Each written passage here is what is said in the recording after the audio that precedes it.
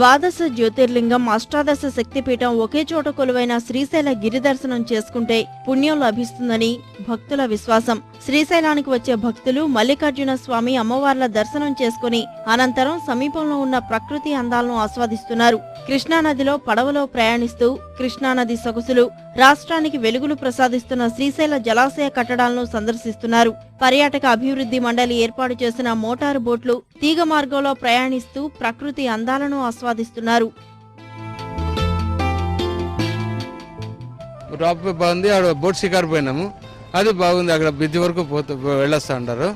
బాగా ఇది అనుకూలం ఉంది అందరికి. స్నానాల ఘాట్ కూడా బాగుంది. రోపే చాలా బాగుంది.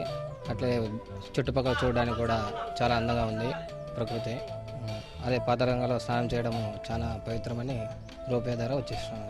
వీళ్ళు ఆంధ్రప్రదేశ్ టూరిజం వాళ్ళు చాలా మంచిగా చేశారు, హెల్ప్ చేశారు చాలా మంది భక్తులకు.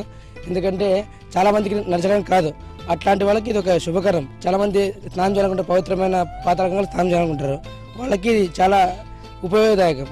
శివరాత్రి బ్రహ్మోత్సవాలకు సందర్శకుల తాకిడి ఎక్కువగా ఉండడం వల్ల పర్యాటక అభివృద్ధి శాఖ పనివేళ్లను పెంచి సందర్శకులకు సేవలను అందిస్తోంది.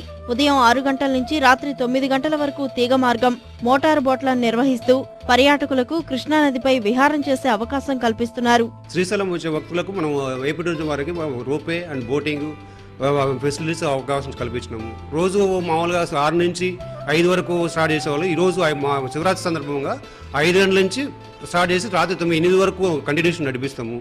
వాళ్ళకు స్టూడెంట్స్ డిస్కౌంట్ కూడా ఉంది. తర్వాత మహాశివరాత్రి సందర్భంగా మనకు అక్కమాదేవి గుహలకు సదుపాయం, బోటింగ్ సదుపాయం కల్పించినాము.